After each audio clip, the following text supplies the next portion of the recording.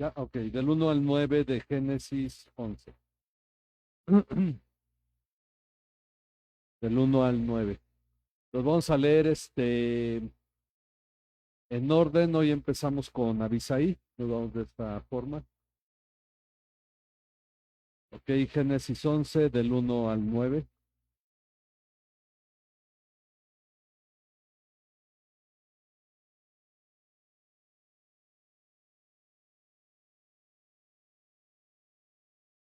Liceo. Sigue, Natán. El 2.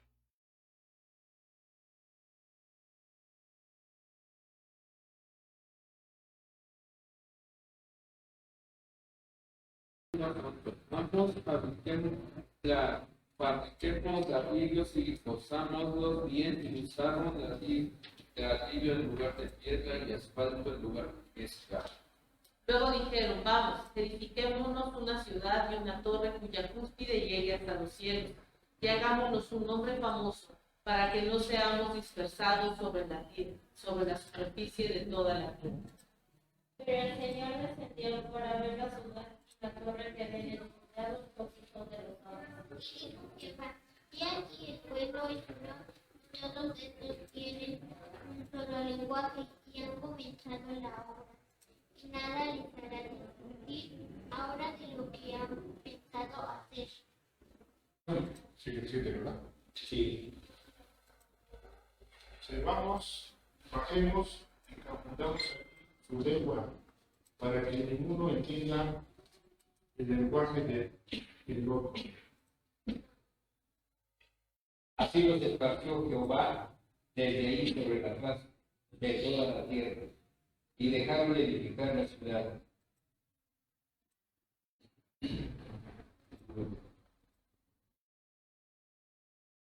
Por eso fue llamado el nombre de ella Babel, porque allí confundió Jehová el lenguaje de toda la tierra, y desde ahí los esparció sobre la faz. Ok. Bien, hasta ahí ahorita y después continuamos con los siguientes versículos. Dice, los seres humanos se multiplican, pero no desean cubrir la tierra como Dios lo mandó, de acuerdo a lo que le dijo tanto a Adán como a Noé. Su condición pecaminosa todavía les hace desear ser como dioses, al igual que Adán y Eva. Ahora practican un humanismo exagerado con un marcado desprecio por las demás personas. El hombre se convierte en el centro de su religión. Ahora, en este tiempo todos hablaban un mismo lenguaje o idioma, ¿verdad?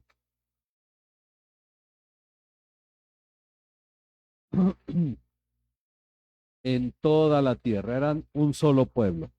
Todos hablaban un mismo lenguaje, un idioma. Algunos aseguran que era el hebreo. Sin embargo, el hebreo surge en realidad hasta Abraham. No pudo haber sido el idioma inicial porque Abraham era arameo y hablaba arameo. Y bueno, hasta después se fue conformando el hebreo en el pueblo de Israel, que eran quienes hablaban ese idioma. De los montes Ararat, ¿se recuerdan que es donde quedó el arca? Noé salió del arca, sus descendientes fueron hacia ¿dónde? Según el versículo 2. Hacia el oriente. Hacia el oriente. Por eso, en algún modo, esto queda en Turquía y fueron hacia lo que ahora es Irak. Hacia el oriente, un poco en cierto modo hacia el sur. Encontraron una llanura en la tierra de Sinar. Ok, inicialmente así se llamó esta tierra, Sinar, y los griegos llamaron a esta región Mesopotamia, y también ha sido conocida como la media luna fértil, el lugar de los grandes imperios. ¿Por qué? Por el río Éufrates y el río Tigris, que da como una curva y crea una media luna, ahí donde surgieron las primeras civilizaciones, precisamente de Babel, y que ya leímos en el capítulo 10, los acarios, sumerios. Bueno, un día hicieron dos grandes descubrimientos que cambiarían mucho las cosas, es decir, tuvieron la primer revolución tecnológica. El primero fue que usaron en lugar de piedra. Ladrillo, ok, el ladrillo en lugar de piedra.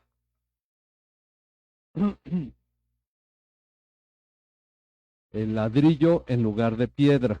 La ventaja del ladrillo es que no hay que acomodarlos, uno cabe perfectamente sobre otro y la piedra hay que hallarle la forma, ¿verdad? Pero la otra fue en lugar de mezcla que usaron. Asfalto, muy bien soy. Asfalto. No fue a la escuela, pero aquí aprende muy bien. Digo, el día de hoy, ¿verdad? Es que viene con todas las ganas de participar. Muy bien soy. Ok, esto se convertiría en motivo de orgullo. Los avances tecnológicos se convertirían en la base de la soberbia humana. De hecho, si se dan cuenta, hoy en día con todos los avances tecnológicos, la gente está menos dispuesta a creer en Dios. Cuando una civilización es menos tecnológicamente desarrollada, está más dispuesta a creer en Dios. Los ateos atribuyen a que en realidad, mientras menos desarrollados, tecnológicamente son más ignorantes, pero lo que la Biblia nos enseña es que el ser humano, mientras más desarrollado tecnológicamente, es más soberbio. La existencia de Dios no depende de qué tan desarrollado esté un pueblo, porque finalmente los nazis fueron un pueblo muy desarrollado y manifestaron finalmente todos los vicios humanos. Bueno, entonces, dice, esto se convertiría en motivo de orgullo. Los avances tecnológicos se convertirían en la base de la soberbia humana, sintiéndose autosuficientes. ¿Ha cambiado eso hoy en día? ¿Sí o no? No, ¿verdad? No. Ok. La soberbia humana se nota en el proyecto de los seres humanos, de ese grupo. Edifiquemos primero, una ciudad. Dice ahí en el versículo 4. Edifiquemos una ciudad y una torre. ¿Ok? Hay una teoría que señala que realmente el deseo de Dios era que los seres humanos se expandieran sobre la tierra y no que se aglomeraran. El primero que creó una ciudad fue, si se acuerdan quién fue el primer ser humano que hizo una ciudad, Caín. Cuando salió de la presencia de Dios, edificó, tuvo un hijo llamado Enoc y él construyó una ciudad y a esa ciudad la llamó Enoc, como su hijo. Los siguientes en construir una ciudad que se nos narra son los de Babel. Entonces algunos dicen, si el deseo de Dios era esparcir a la gente, ¿dónde hay más vicio? ¿En una ciudad o en la gente que vive en el campo? En la ciudad se concentran más males, ¿verdad? Más pecado. También se puede decir más desarrollo y lo que sea. Pero finalmente existe esa teoría que es interesante, pero el problema del pecado no era construir la ciudad ni una torre, el problema era el corazón de ellos. ¿Hasta dónde querían que llegara su torre? Hasta el cielo. ¿Ok? Y la bamba pues todavía no se inventaba porque pues, con una escalera grande y otra chiquita. Pero finalmente el asunto era que esto representaba algo, la superioridad del ser humano sobre toda la creación que querían hacer evidente. Al construir esa torre, porque construyeron la ciudad, al construir esa torre querían hacerse, famosos, o un nombre, dice otras versiones, hacerse famosos, es decir, conocidos, que nadie se perdiera, dice, en caso de ser esparcidos. Es decir, es toda una actitud contraria al deseo de Dios. El deseo de Dios es que el ser humano llenara la tierra. Y la verdad es que hay países donde hay sociedades que viven en el campo y están bien distribuidas, entre que vive la gente y siembra y no necesitan aglomerarse en grandes ciudades, pero finalmente pues la tendencia humana siempre va a ser estar amontonados. Ok, querían hacerse un nombre o famosos en caso de ser esparcidos por toda la tierra. Ellos no estaban tomando en cuenta la bendición de Génesis 9.1. Alguien que lea Génesis 9.1. Bueno, nos quedamos pendientes con Luis, ¿verdad? A ver, Luis, si pueden leer Génesis 9.1.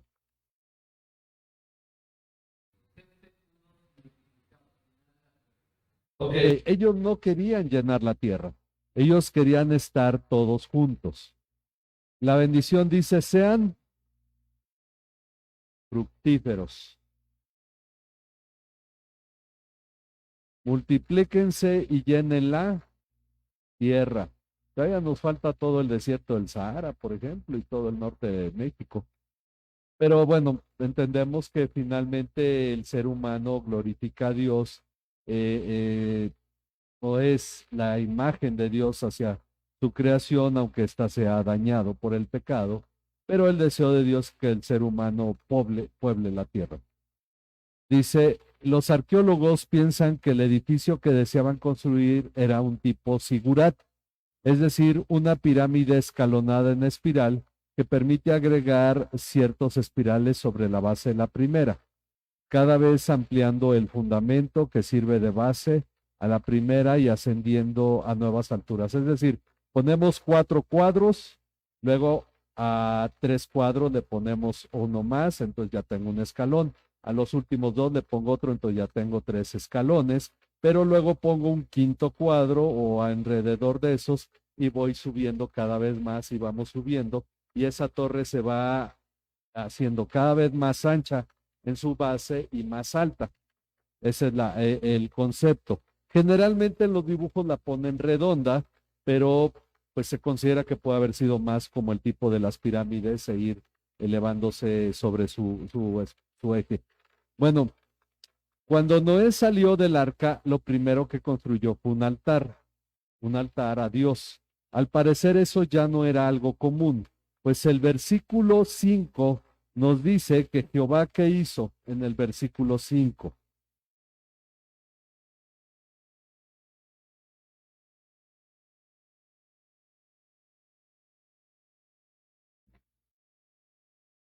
Ok, Dios no era parte de esta cultura y ese era el problema.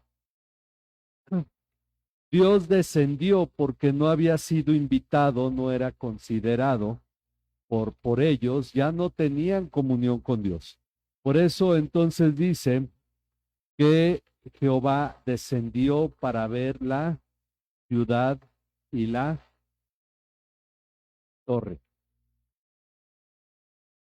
Descendió para ver la ciudad y la torre que los hombres estaban construyendo. Es claro que ellos no tenían comunión con Dios, no estaban preguntándole a Dios cuál era su voluntad, ni su esperanza estaba puesta en él. Ellos trabajaban para asegurar su grandeza y para eliminar su temor de terminar dispersados. ¿Por qué? Porque había animales en el resto de la tierra y pues era mejor mantenerse juntos, porque finalmente, aunque Dios le había dado dominio al ser humano sobre todos los animales, aún los más feroces, finalmente ellos preferían estar juntos para sentirse más seguros. Ahora, está claro que Dios no había sido invitado por ellos. Una vez más, el ser humano le daba la espalda a Dios. Ahora ellos seguían su afán de darse gloria a sí mismos. No eran idólatras en el sentido de crearse nuevos dioses, sino que estaban suficientemente satisfechos de ellos mismos. Mientras continúas este estudio, ve meditando en la similitud que tiene este pasaje con tu vida personal. Ok, el asunto es que en esto nos reflejamos todos los seres humanos de alguna manera para darnos cuenta que muchas veces construimos nuestras vidas sin considerar a Dios, aunque sepamos de Él. Bueno, dice, Dios tiene un diálogo nuevo consigo mismo. Esto es parte de la evidencia de la Trinidad. El pueblo es uno solo y todos tienen un solo idioma o lenguaje. Estamos en el versículo 6 ahorita en esta pregunta. El pueblo es uno solo y todos tienen un solo lenguaje. Han comenzado la obra y nada les hará.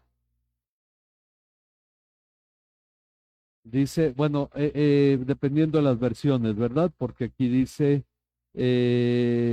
han comenzado nada de lo que se propongan hacer les será imposible. Dice, y nada les hará desistir.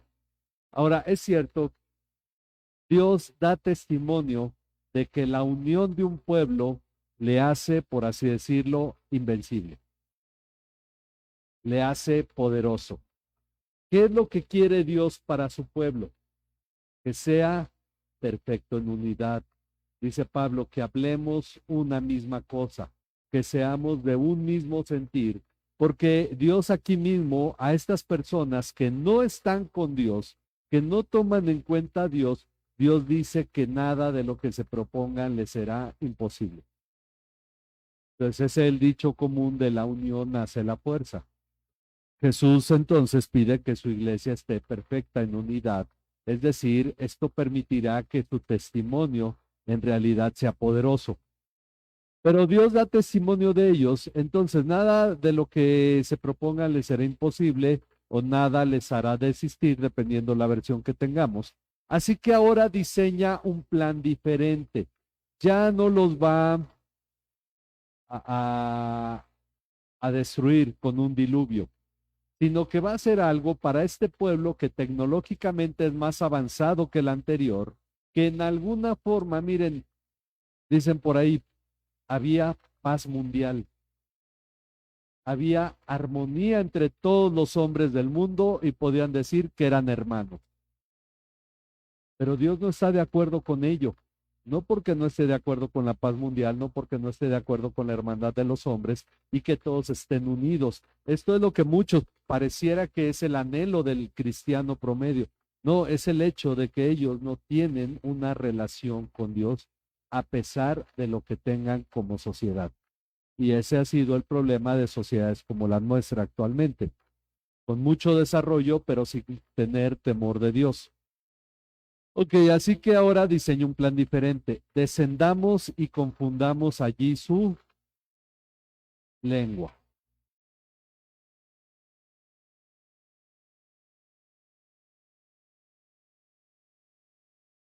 Para que confundamos allí su lengua, para que ninguno entienda el habla de su compañero. Un nuevo diluvio no es una opción. Dios no los va a volver a destruir. Lo que Dios va a hacer con ellos se llama gracia. Los pudo haber destruido, pero les manifestó su gracia. ¿Ok?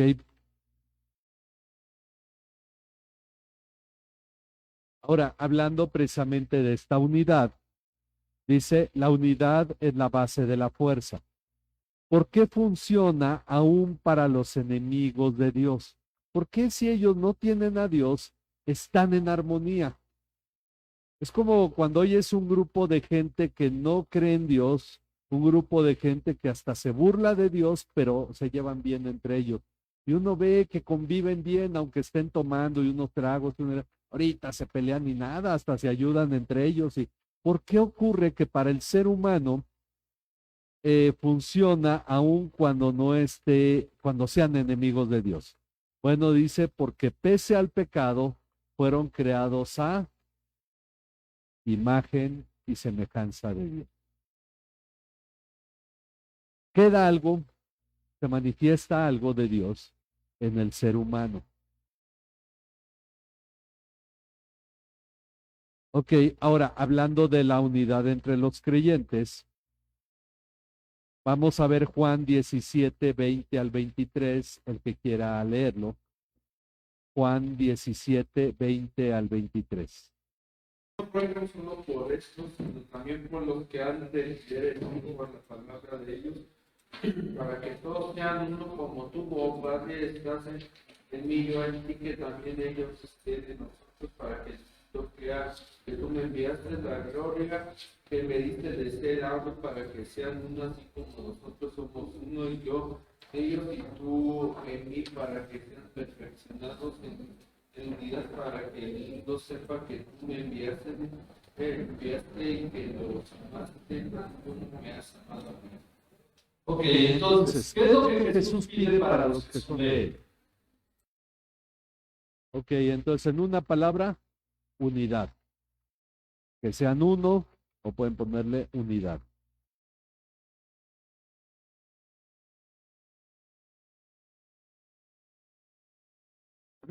¿Qué efecto tendrá la unidad de los cristianos en el mundo? ¿Qué es lo que dice Jesús que va a pasar cuando sean uno? Para que el mundo, ok, creerán que Jesús viene de Dios. O en pocas palabras, creerán en Jesús como el Cristo. Pero pueden ponerle, creerán que Jesús viene de Dios.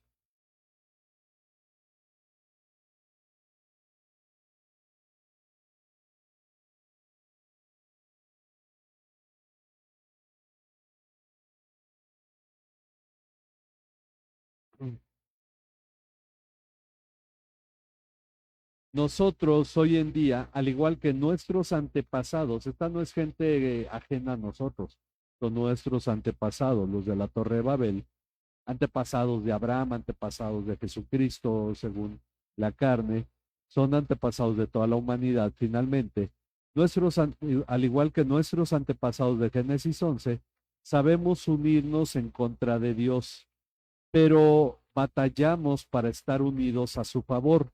Estar unido a Dios implica renunciar a muchas cosas. Estar unido a sus hijos implica batallar con muchas cosas. Pero Jesús sabe que su pueblo solo saldrá victorioso en su misión si está unido. Ok, volviendo a Génesis 11. Ellos son fuertes porque están unidos. Vamos a ver 2 Corintios 12, del 7 al 10. 2 Corintios 12, del 7 al 10.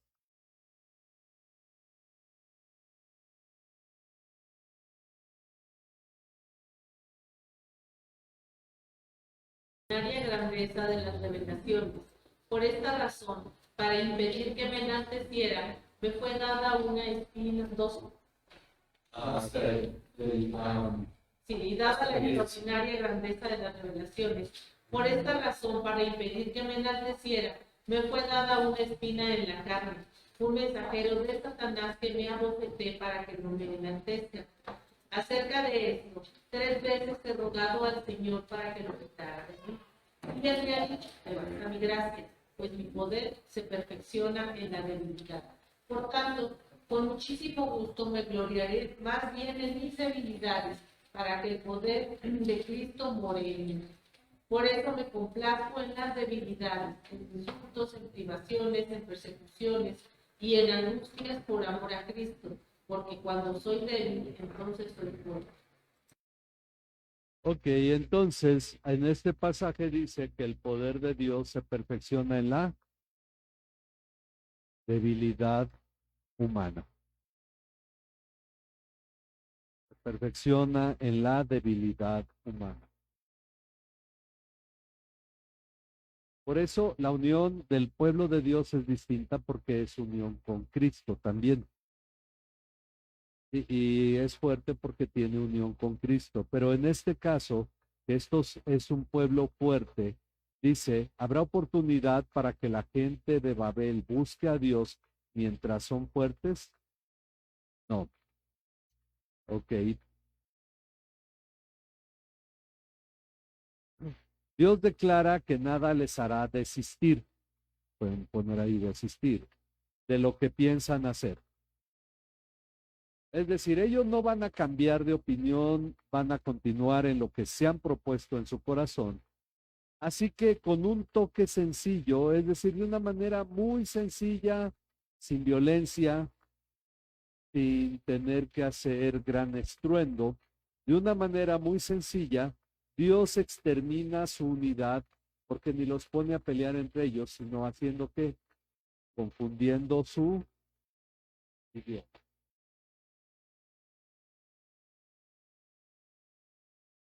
Entonces, esto nos da una forma también de entender algo. La multiplicidad de idiomas es obra de Dios. Esa idea de que solo hay un idioma de Dios y los demás son humanos es una gran mentira. Todos los idiomas glorifican a Dios, nos dice, ahorita vamos a ver en Apocalipsis, pero finalmente, de hecho, ese idioma que le atribuyen a Dios todavía ni siquiera existía, porque van a seguirse generando más idiomas, van a seguirse derivando más lenguajes. ¿Ok? En esta multiplicidad de idiomas se manifiesta la gloria de Dios. Ahora, la pregunta es, ¿qué hubiera pasado si Dios les hubiera dejado continuar con su proyecto? Alguien que quiera comentar, ¿qué hubiera ocurrido si Dios deja que ellos continúen con la construcción de la torre y de la ciudad?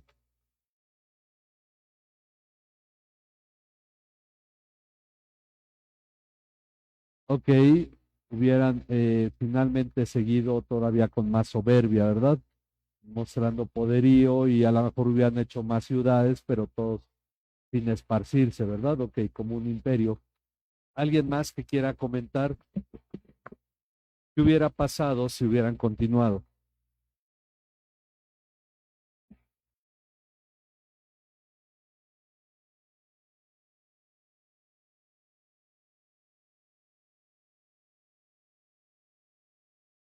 Ajá.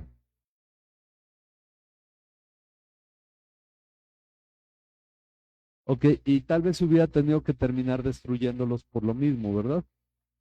Llevándolos a una catástrofe. Por eso decimos que lo que Dios hizo con ellos fue su gracia, porque no les permitió ir más allá para llegar a un punto de tener que ser destruidos, como qué ciudad fue destruida posteriormente debido a su maldad.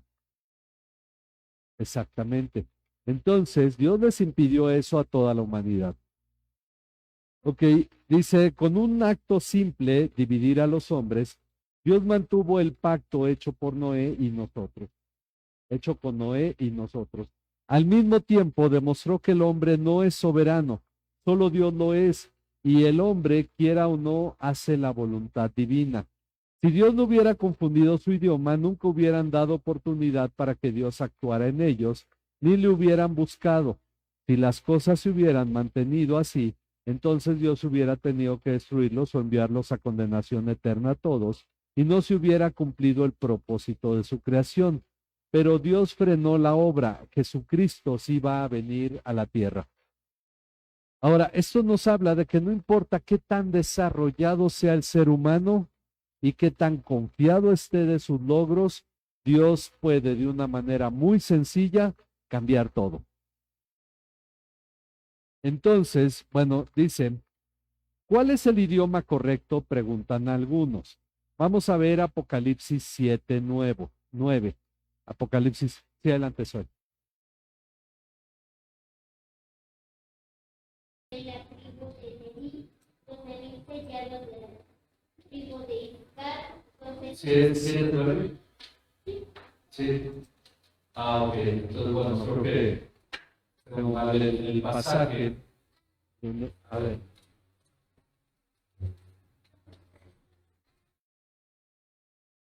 los Leví sellados de la tribu de Zabulón, A ver, 7, 7, 9. Después de esto, miré y he aquí una gran multitud, la cual naciones, pueblos y lenguas que estaban delante del trono y la presencia del Cordero, vestidos de ropas blancas y con palmas en las manos. Ok, entonces, lo que nos dice aquí es que Dios da salvación a gente de toda lengua, entre otras cosas, pero gente de toda lengua.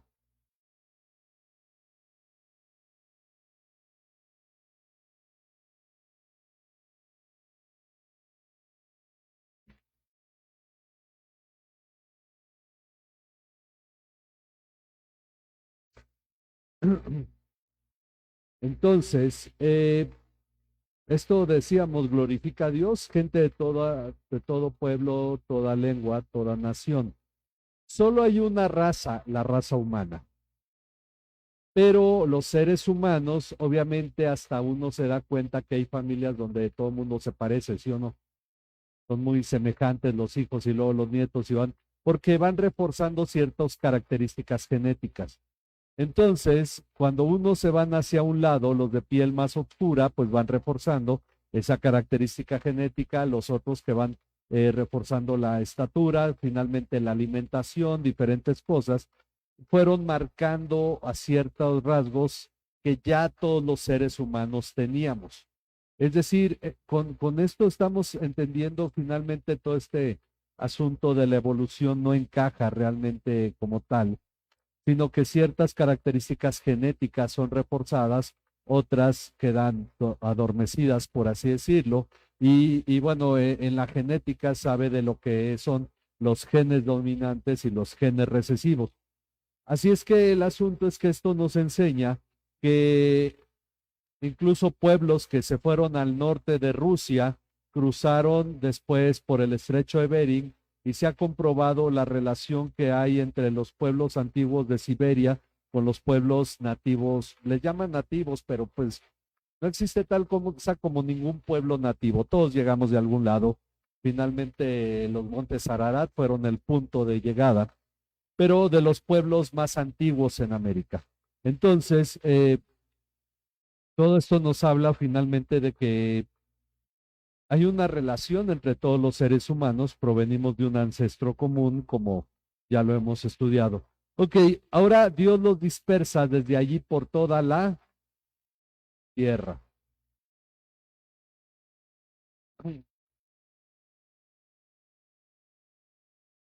Lo que preguntaban la semana pasada, si capítulos como el 10 de Génesis era posterior, sí es posterior, nos da un resumen de lo que ocurrió después de la Torre de Babel, de lo que ocurrió después de la Torre de Babel vino Nimrod y vino la construcción de diferentes ciudades, se hizo poderoso, pero los pueblos se fueron expandiendo, unos a Europa, otros a Asia, otros a África, unos cruzaron, se fueron al sureste asiático y cruzaron a Australia, se mezclaron con menos personas, quedaron muy aislados, por eso los aborígenes australianos tienen características muy distintivas, que son, dicen según esto, que son de los primeros evolucionados y que llegaron hacia allá. No hay una explicación, quedaron aislados del resto de la humanidad y ya no tuvieron combinación con otros pueblos, los pueblos que fueron hasta Europa, hasta Asia, hasta el extremo Kamchatka y todas esas partes, cruzando Alaska y de ahí descendiendo a América, otros que fueron por las Filipinas y fueron todos los pueblos polinesios que cruzaron a Sudamérica, etcétera, se distribuyeron por toda la tierra. ¿Cómo pudieron hacer eso? Porque Dios los esparció. Entonces, dice, ahora Dios los dispersa desde ahí por toda la tierra. Esto incluye África, América, Australia, Europa y el resto de Asia. No están equivocados los que aseguran que la civilización surgió en Mesopotamia y de ahí se dispersó. La palabra Babel suena como el verbo hebreo que significa confusión. Confusión, por eso dice que fue llamado el lugar Babel. Porque allí la ciudad fue llamada Babel, porque allí el Señor confundió la lengua de toda la tierra y de allí el Señor los dispersó sobre la superficie de toda la tierra. Hay una relación que se hace entre la Torre de Babel y el día de Pentecostés. ¿Qué ocurrió el día de Pentecostés? Gente de muchos pueblos escuchó el Evangelio en su idioma.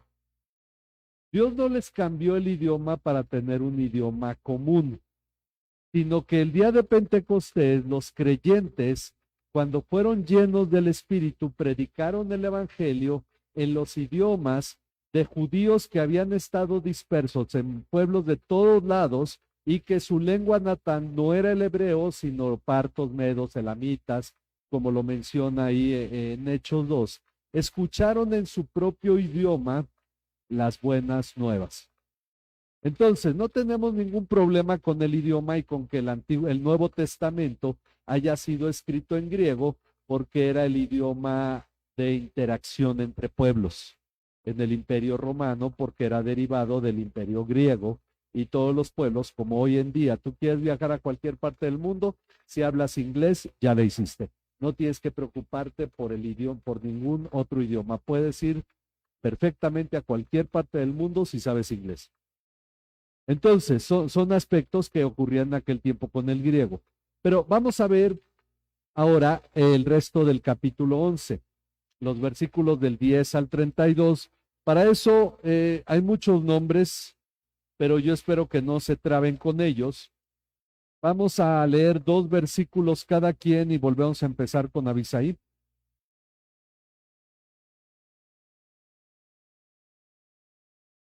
Del 10 al final del capítulo, 2 versículos cada quien. Estas son las generaciones de Sem.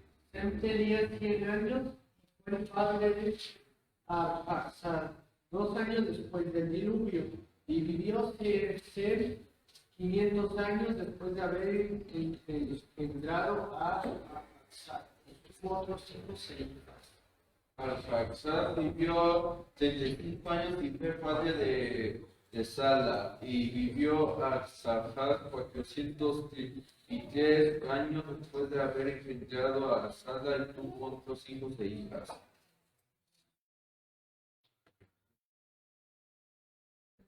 Sala vivió 30 años, fue padre de Eber, y vivió Sala 403 años después de haber engendrado a Eber, y tuvo otros hijos e hijas. Eber vivió 34 años y fue padre de Pelé. Vivió Eber 430 años después de haber engendrado a Pelé, tuvo otros hijos e hijas. Pérez vivió 30 años y engendró a Reu, y vivió Pelé después engendró a Reu 209 años y engendró hijas e hijos. Reu vivió 32 años y padre de Serug, y vivió Reu 207 años después de haber engendrado a Sereg, y tuvo otros hijos e hijas.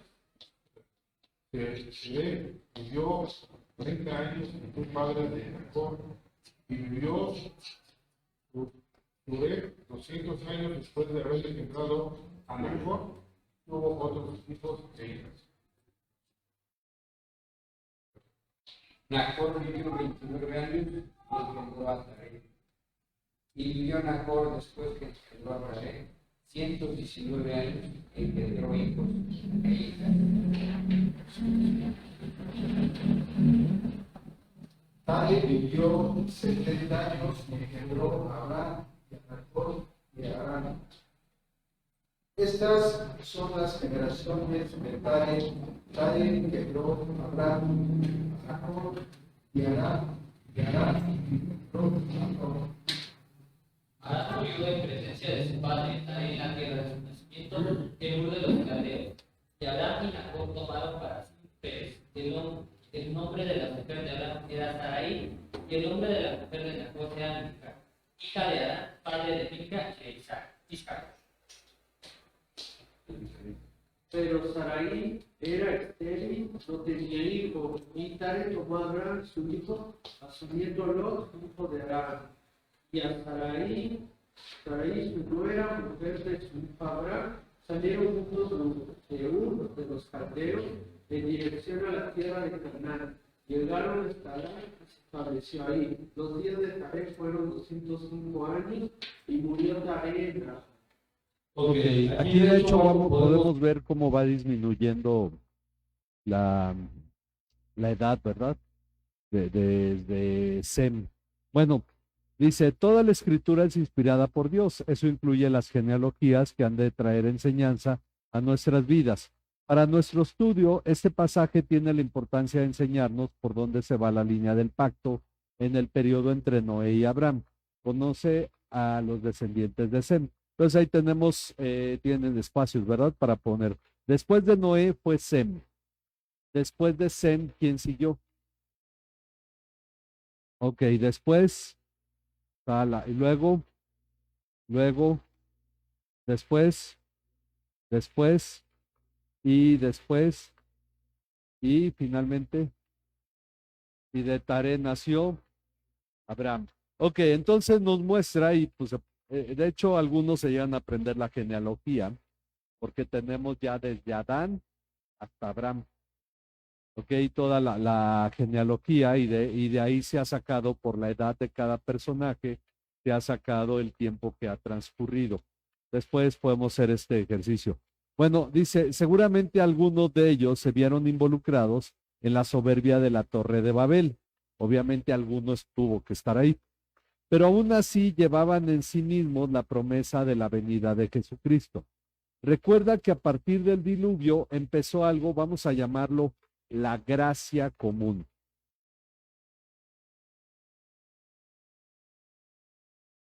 La gracia común se define como la gracia que Dios le da al ser humano para no terminar destruyéndose unos a otros por su pecado, para ponerle límite a la maldad humana, a las ambiciones, para que, digamos, la humanidad no haga lo que quiera, sino que Dios le pone límites y hay cierta conciencia moral en el ser humano que no le permite ir más allá y a veces hasta obedecer las leyes. Entonces, dice, Dios tuvo misericordia con las personas, o bueno, de las personas, al no destruirlas y esparcirlas por toda la tierra. Ahora, Abraham tuvo dos hermanos que se llamaron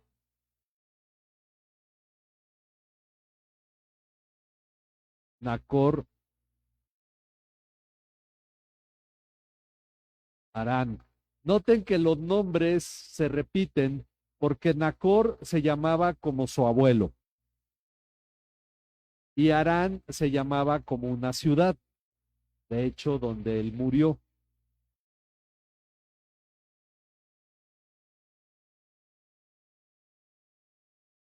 Bueno, Harán murió en Ur de los Caldeos, dice. Taré murió en una ciudad llamada Harán, como su hijo. Es decir, los nombres se repiten, ¿ok? Como todavía no existía el nombre José y Juan, pues como aquí, que de hecho Juan se repite en muchos idiomas, pero muy común el nombre, no nomás en español, ¿verdad? Juan Pérez es el nombre con apellido más común en México. Pero bueno, aquí también se repiten algunos nombres.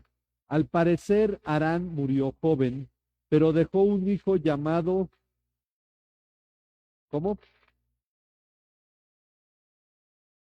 Era famoso este hijo. Es el versículo 29. Lot.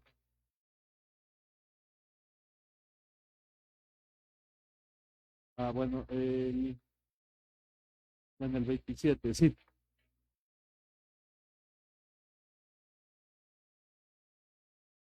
El otro es Harán. Son los dos hermanos, Nacor y Harán, con H-A-R-A-N. Harán, o Harán, sería pronunciado correctamente, pero en español no tenemos una G suave, una J suave. Por eso decimos Harán. Ok, al parecer Harán murió joven, pero dejó un hijo llamado, ¿cómo dijimos que se llamaba? Lot. Ok. Y dos hijas llamadas Milca e Isca. Nacor se casó con su sobrina.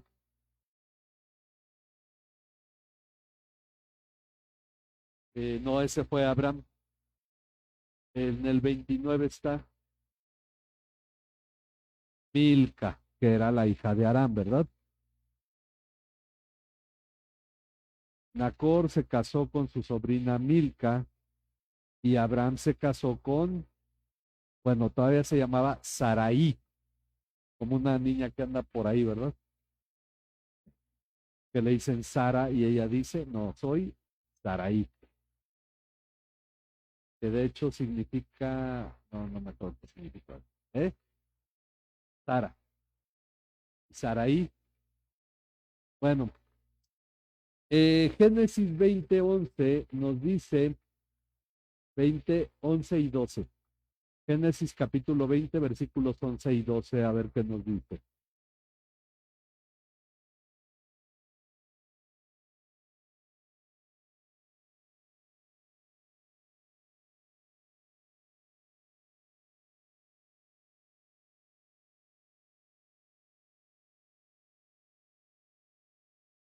Ok, entonces Sarai era media hermana de Abraham. Generalmente en las genealogías no están anotadas las mujeres, salvo ciertos casos.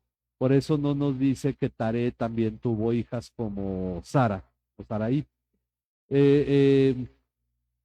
Pero se menciona como la esposa de Abraham y sabemos por el dicho de Abraham que era su media hermana. En aquellos tiempos era común casarse con familiares. Isaac se casó con Rebeca, nieta de quién era. Vamos a ver Génesis 24, 24.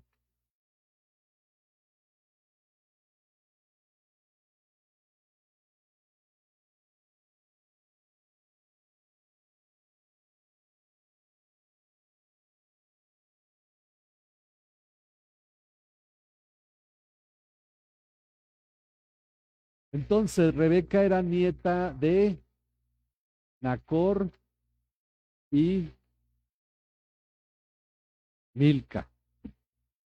Nacor y Milca tuvieron un hijo llamado Betuel, y Betuel fue padre de Rebeca y de Labán. ¿Ok? ¿Va más o menos la idea clara? Vamos a ver Génesis 24, versículo 29.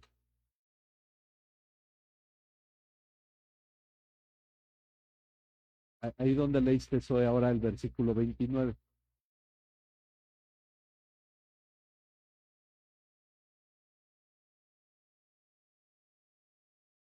Ok, Labán, hermano de Rebeca. Vamos a ver ahora en el capítulo 29, el versículo 16.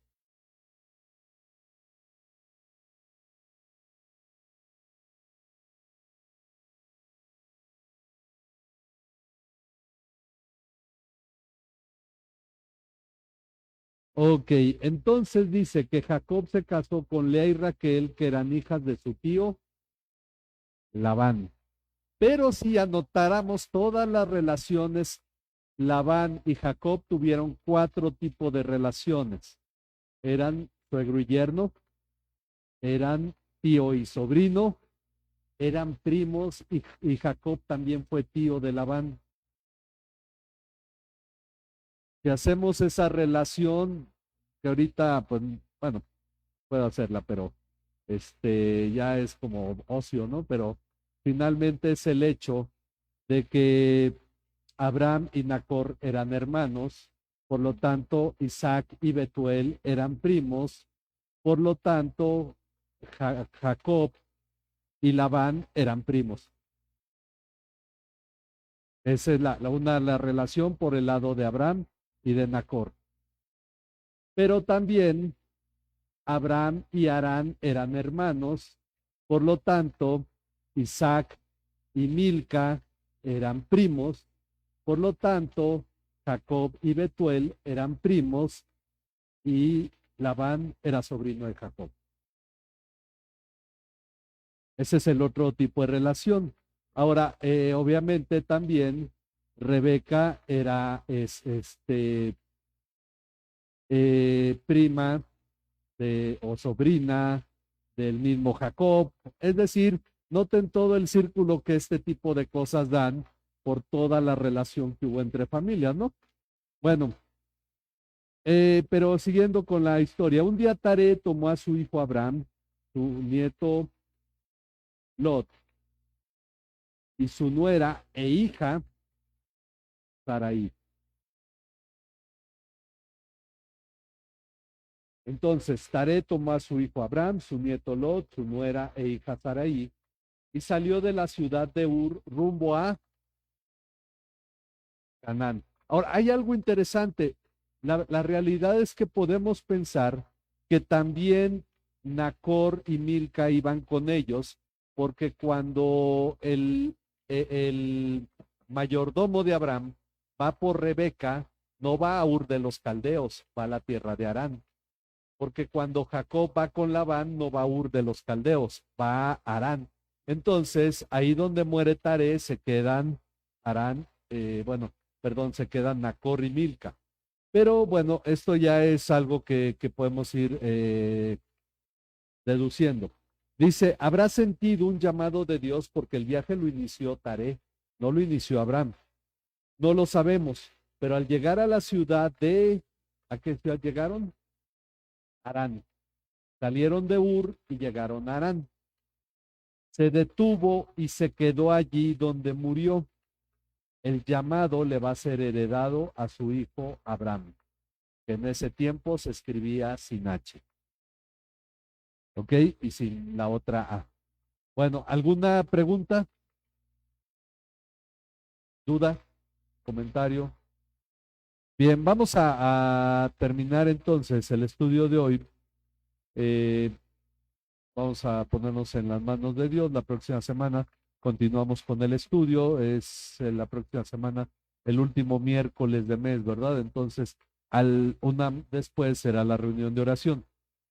Vamos a orar para terminar, para orar también por quienes nos ven por internet. Le damos gracias a Dios por toda la obra que Dios está haciendo en nuestras vidas.